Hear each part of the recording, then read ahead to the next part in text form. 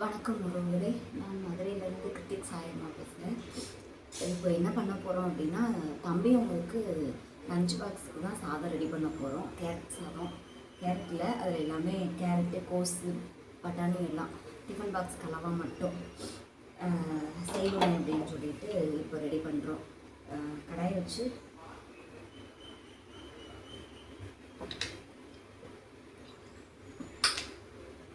எண்ணெய் கொஞ்சம் ஊற்றியாச்சு.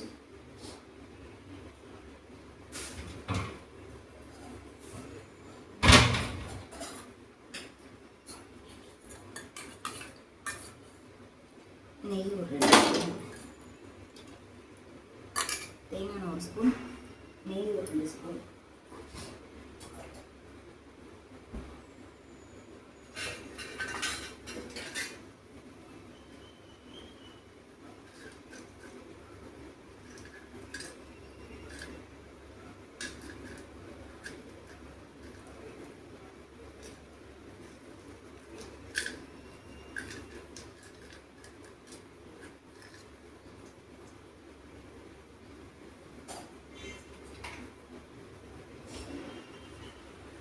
எண்ணெய் காஞ்ச உடனே தாளிக்கிறதுக்கு என்னென்னா கொஞ்சோண்டு ஒரு 1/4 ஸ்பூனோட கம்மியாக ஜீரகம், அதே மாதிரி சோம்பு 2 ஒன்றா எடுத்து வச்சுருக்கேன். 2 கிராம்பு, விளாண்டு பட்டை, இது எல்லாத்தையும் அப்படியே ஒன்றா போட்டு பொரிஞ்ச உடனே 4 பூண்டு நனைச்சி வச்சுருக்கேன், அதையும் போட்டுருவோம். போட்டு லைட்டாக அணைச்சி விட்டுட்டு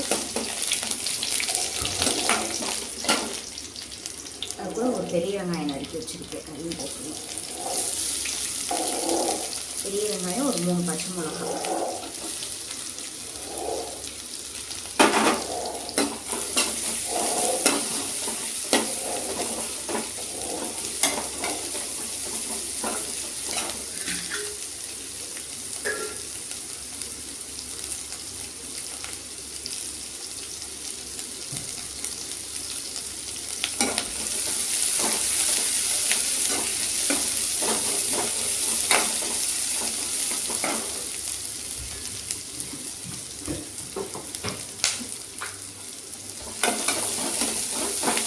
வணங்குறப்பே இந்த இதுக்கு தேவையான அளவு உப்பு மட்டும் போட்டு வச்சுருவோம். வெங்காயத்துக்கும் இந்த காய்க்கும் தேவையான உப்பு மட்டும் போட்டுக்கணும்.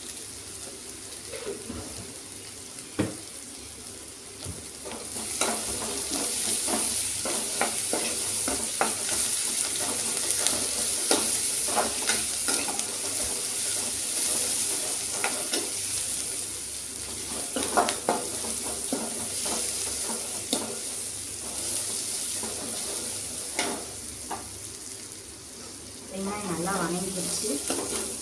இதில் வந்துட்டு கேரட்டு, கோஸு, கொஞ்சோண்டு பச்சை பட்டாணி, இது 3ஐயும் போட்டு நல்லா வணக்கி வச்சுக்கணும்.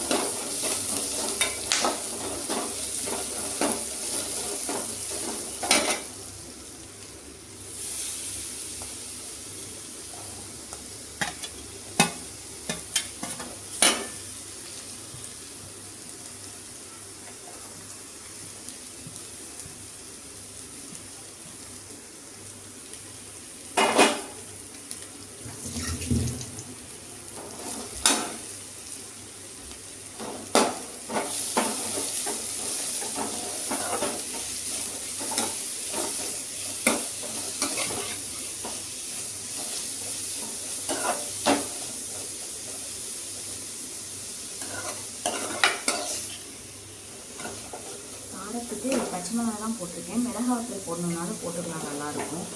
மிளகாவத்தெல்லாம் எப்பவும் போடுவேன். இந்த பச்சை மிளகா போடணும் அப்படின்னு பச்சை மிளகா போட்டிருக்கேன்.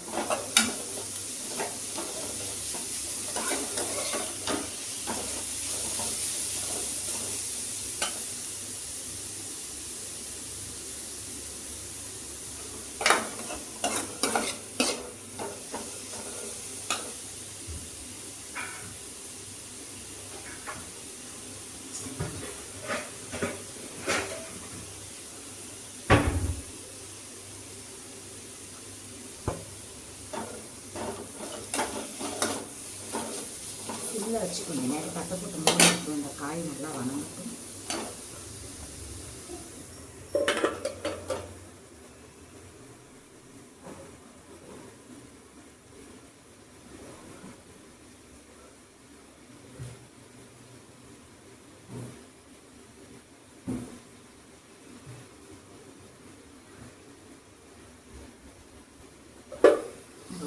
எடுத்து கிளறிட்டு பூச்சி விளையாட்டு.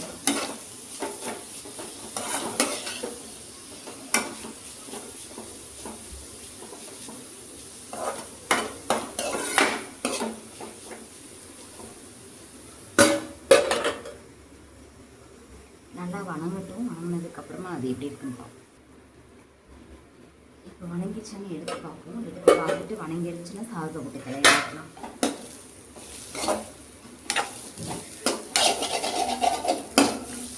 நல்லா வணங்கிடுச்சு. அப்படியே இதில் சாதத்தை போட்டு கிளறிடுவோம். அவங்க 2 பேரும் இருக்கிறதுனால அவங்க 2 பேர் கலவாக தான் செய்வேன். என்ன ஒன்று ஆணில் தான் இருக்குது தெரியும். கொத்தமல்லி கருவேப்பிலை போட மாட்டேன். கொத்தமல்லி கருவேப்பிலை போட்டுருவோம்.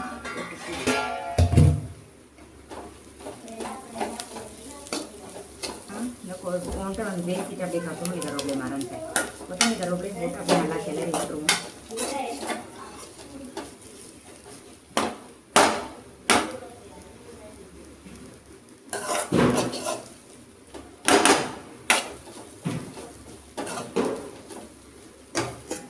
அவ்வளோதான். அப்படியே சாதத்தை போட்டு கிளறிடலாம்.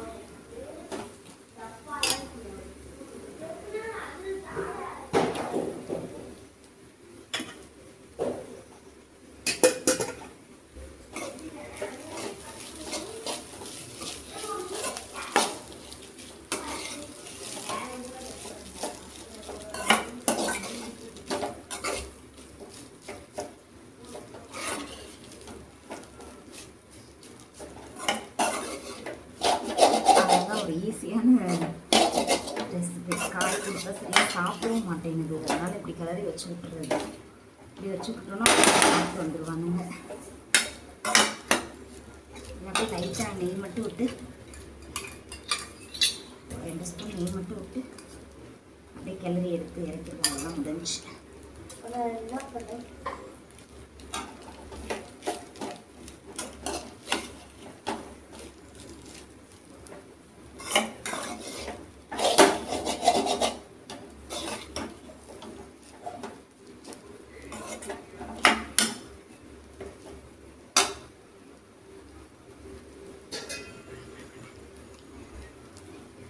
அவ்வளோதான். சாதம் தம்பி உங்களுக்கு டிஃபனுக்கு கிளறி ஆச்சு. லஞ்சு அதே லஞ்சுக்கு டிஃபனுக்கு கிளறி இருக்கேன்னு சொன்னேன்.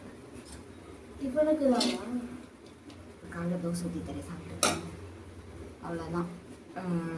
கேரட்டு கோஸு பட்டாணி போட்டு அது என்ன ஃப்ரைட் ரைஸ் மாதிரி கிளறிட்டேன். இதுதான் வந்து தம்பி உங்களுக்கு இன்றைக்கி லஞ்ச் பாக்ஸுக்கு. சிம்பிளான ரெசிபி தான். ஈஸியாக டக்குன்னு செஞ்சிடலாம். சாதம் வடிச்சோடனே டக்குன்னு அதுக்கு தாளித்து கொடுத்து விட்டுடலாம். இதுக்கு வந்துட்டு மசாலா முட்டை தான் போட போகிறேன். அதை சேர்த்து பார்ப்போம். பிடிச்சிருந்தா லைக் பண்ணுங்கள், ஷேர் பண்ணுங்கள், கமெண்ட் பண்ணுங்கள், சப்ஸ்கிரைப் பண்ணி வச்சுக்கோங்க சாய் கார்த்திக் சேனலை. Okay bye. ரொம்ப நன்றி. வணக்கம்.